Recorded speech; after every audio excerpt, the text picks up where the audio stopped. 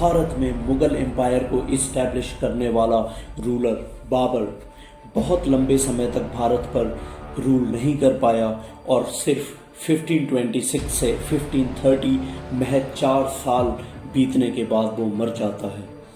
बाबर की मौत के बाद उसका बेटा हुमायूं, जो कि बाबर के साथ इब्राहिम लोदी के खिलाफ बैटल ऑफ पानीपत फर्स्ट में भी लड़ा था, हुमायूं अगला शहंशाह बनता है। लेकिन हुमायूं का जीवन बहुत ही उतार चढ़ाव भरा होता है। हुमायूं के लिए सबसे बड़ा चैलेंज भारत में शेर शाह सूरी बना। शेर शाह सूरी और हुमायूं के बीच कई युद्ध हुए, लेकिन एक फेमस बैटल ऑफ चौसा 1539 में हुआ, जिसमें हुमायूं को शेर शाह सूरी ने हरा दिया और हुमायूं को युद्ध छोड़ के भागना पड़ा। उसके बाद शेर शाह सूरी और हुमायूं कन्नौज में 1540 में भी बैटल में आमने सामने आते हैं और हुमायूं इसमें भी हार जाता है और फाइनली वो पर्सिया भाग जाता है।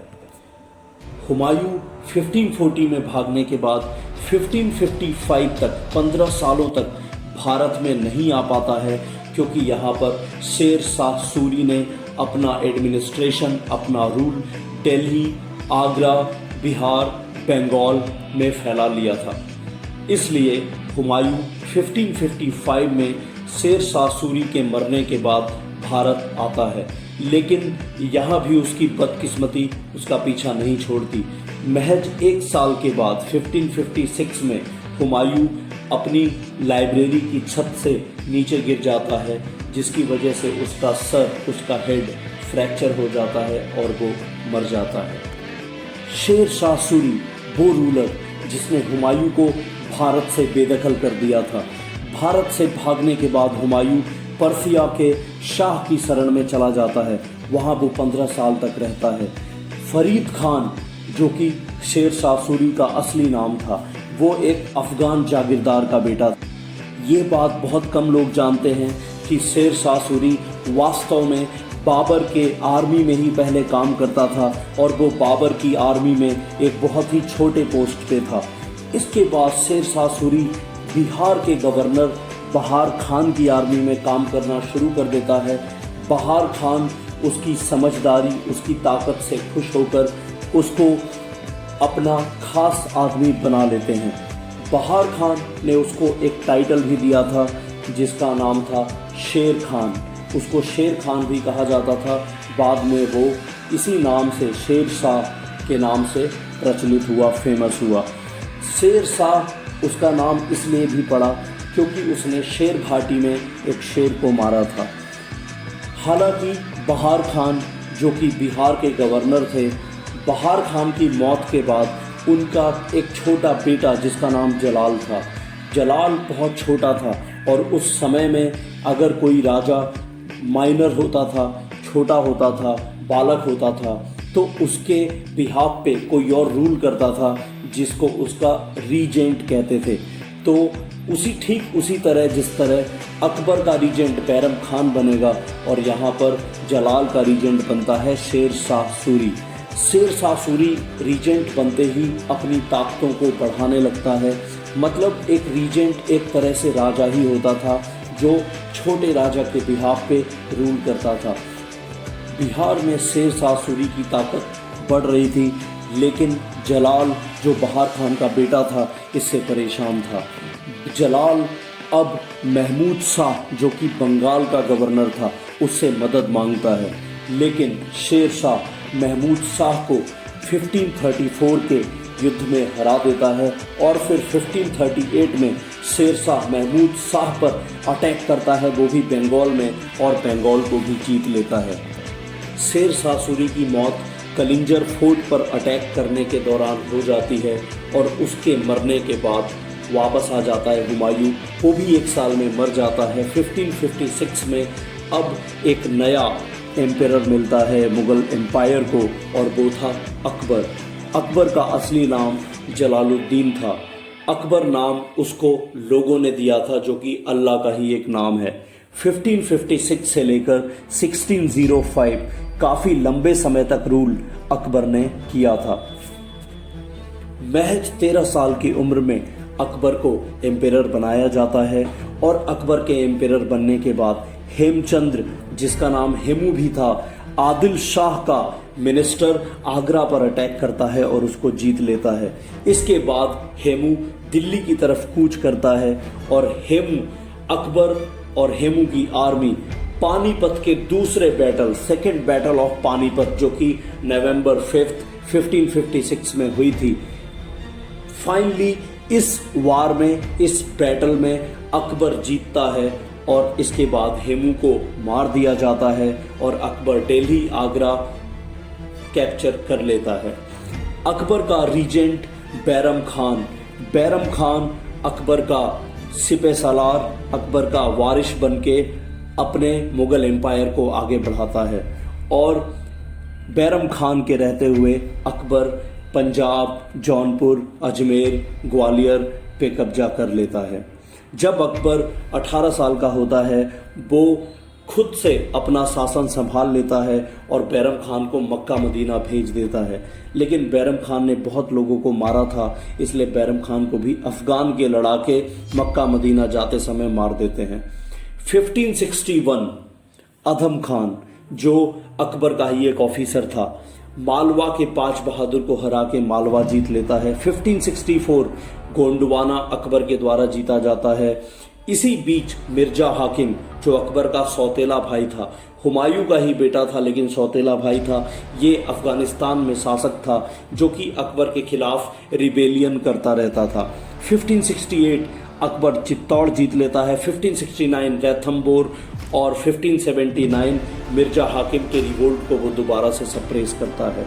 अकबर बहुत सारी रणनीति अपनाता है, इसी में से एक था मैरिज अलायंस।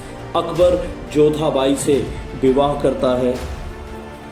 इतिहास में अकबर एक ही आदमी था जिससे डरा था, वो थे महाराणा प्रताप।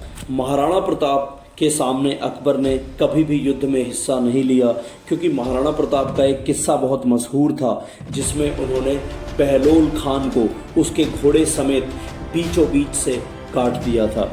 इसीलिए अकबर कभी भी राणा प्रताप के सामने युद्ध में नहीं गया। अकबर ने रैनथम्बोर, गुजरात, कलिंजर जीत लिया। इसके बाद बंगाल 1574, कश्मीर 1586, कांधार और काबुल 1587 और सिंध 1590। भारत, अफगानिस्तान, आज का पाकिस्तान, ये सारा एरिया जीतने के बाद अब अकबर भारत में ही डिकेन में कूच करता है, पेनिनसुला में कूच करता है और वहाँ पर अहमदनगर को जीत लेता है। 1596 में बिरार को भी जीत लेता है। 1601 खंडेस को जीत लेता है और हिंदू कुश से ब्रह्मपुत्र तक और हिमालय से गोदावरी तक अपने रूल को बढ़ा लेता है। जहांगीर, जो अकबर का ही बेटा, जो फ्यूचर में मुगल एम्पेरर बनेगा, वही जहांगीर अकबर के खिलाफ रिबेलियन कर देता है, क्योंकि उसका असली नाम सलीम था और सलीम अनारकली की कहानी आपने सुनी ही होगी। इसके बाद हम बात करेंगे अबुल फजल की। अबुल फजल एक नौरत्न था अकबर का, साथ में वो उसका मित्र भी था। अबुल फजल ने अकबरनामा लिखा था। अकबर ने एक धर्म की शुरुआत की थी जिसका नाम था दीन इलाही, लेकिन अकबर का ये रिलीजन फेलियर हो जाता है। अब 1605 में 1605 Jahangir became the new Mughal emperor और जहांगीर अपने एंसेस्टर्स की तरह 1613 मेवाड़, अवध, बंगाल, कांगड़ा जीत लेता है। अहमदनगर भी वो 1616 तक जीत लेता है। लेकिन कांधार, जो अकबर ने जीता था, कांधार को जहांगीर पर्सियन से हार जाता है और पर्सियन कांधार पर कब्जा कर लेते हैं। इसके बाद Jahangir Europeans, east India companies को भी अपने भारत में बिजनेस करने के लिए राइट देता है, जो कि बाद में मुगल्स के लिए ही गलत साबित होते हैं। थॉमस रो और William Hawkins east India company की तरफ से जहांगीर के दरबार में आए थे और जहांगीर ने इन्हें सूरत में फैक्ट्री लगाने की परमिशन भी दी थी। इसके बाद हम नूर जहां की बात करेंगे। नूर जहां जहांगीर की पत्नी थी, जो कि बहुत ही सशक्त महिला थी इस जहांगीर के शासनकाल में। नूर जहां इतनी पावरफुल थी कि वो फतवे जारी करती थी और उसके फतवे को हर कोई मानता था। यहाँ तक कि जहांगीर के शासन को, उसके एडमिनिस्ट्रेशन को भी इम्पैक्ट करती थी ये नूरजहां सभी कार्यों में, सभी तरह के एडमिनिस्ट्रेशन में जहांगीर को असिस्ट करती थी और उसके फैसलों को भी इम्पैक्ट और इन्फ्लुएंस करती थी। जहांगीर के बाद शाहजहां 1628 में नया मुगल एम्पायर बनता है और इसका असली नाम था खुर्रम। ये वही शाहजहां था जो आगे चल के ताजमहल बनवाएगा। शाहजहां के मुगल एम्पायर बनते ही जौहर सिंह बुंदेलखंड से रिवोल्ट करते हैं और उनको मार दिया जाता है। डिकेन का सूबेदार भी रिवोल्ट करता है और उसको भी मार दिया जाता है। शाहजहां अपने बेटे औरंगजेब को डिकेन का नया गवर्नर बनाता है और डिकेन का गवर्नर बनते ही औरंगजेब अहमदनगर को 1632 में जीत लेता है। अहमदनगर, गोलकोंडा और बीजापुर उस समय साउथ इंडिया के सबसे बड़े और सबसे पावरफुल राज्यों में से थे। बीजापुर और गोलकोंडा शाहजहां की बादशाहत कबूल कर लेते हैं और उसको एनुअल ट्रिब्यूट मतलब सालाना टैक्स पे करना शुरू कर देते हैं। शाहजहां बल्ख, बदख्शान को जीतने की कोशिश करता है, समरकंद को जीतने की कोशिश करता है, जो कि वास्तव में तिमूर का घर था। तिमूर इनका एंसेस्टर था और समरकंद को वो नहीं जीत पाता है क्योंकि उसकी आर्मी उन माउंटेनियस रीजन्स और उस सर्द भरे क्लाइमेट में अपने आप को सस्टेन नहीं कर पाती है। फाइनली शाहजहां औरंगजेब को कांधार भेजता तो है, लेकिन यहाँ पर औरंगजेब फेल हो जाता है। मुगल्स बहुत कोशिश करते हैं कि वो कांधार जीत पाएं, बट वो कुछ नहीं कर पाते। अब मुगल्स की एक बहुत बड़ी गलती यहाँ पे रही थी कि ईस्ट इंडिया कंपनी को उन्होंने मात्र एक ट्रेडिंग कंपनी समझा और उनको बिजनेस करने के लिए अधिकार देते गए। यही ईस्ट इंडिया कंपनी वाले बाद में जाके मुगलों के गले तक काटेंगे। जब शाहजहां को पता चलता है कि पुर्तगीज़ इंडियन ट्रेडर से कलेक्शन करते हैं, टैक्स कलेक्शन करते हैं, तब वो पुर्तगीज़ को हटा देता है, हरा देता है उन्हें युद्ध में और उनसे हुगली जो कलकत्ता के पास है उसको छीन लेता है। औरंगजेब जो शाहजहां के टाइम में बहुत सारे एरियाज़ का गवर्नर रह चुका था, उसको अब सत्ता का लालच हो गया था और उसने शाहजहां को किले में कैद करवा दिया, अपने भाइयों को, दारा शिकोह को मार दिया और उसके छोटे भाई को भी मार दिया और जिस भाई ने उसका साथ दिया था उसको उसने पर्सिया भेज दिया। औरंगजेब भारत में 1658 में एम्पायर बनता है और 1707 में उसकी डेथ होती है। लगभग 50 सालों का शासनकाल औरंगजेब का भारत में था। When Aurangzeb becomes emperor of India, he increased taxes और टैक्सेस बढ़ाने की वजह से औरंगजेब को बहुत सारे रिबेलियंस का सामना करना पड़ता है, लेकिन वो सभी रिबेलियंस को ख़त्म कर देता है। औरंगजेब ने राजपूतों के साथ भी दुश्मनी कर ली और इसके वजह से उसको राजपूतों से भी रिबेलियन का सामना करना पड़ा।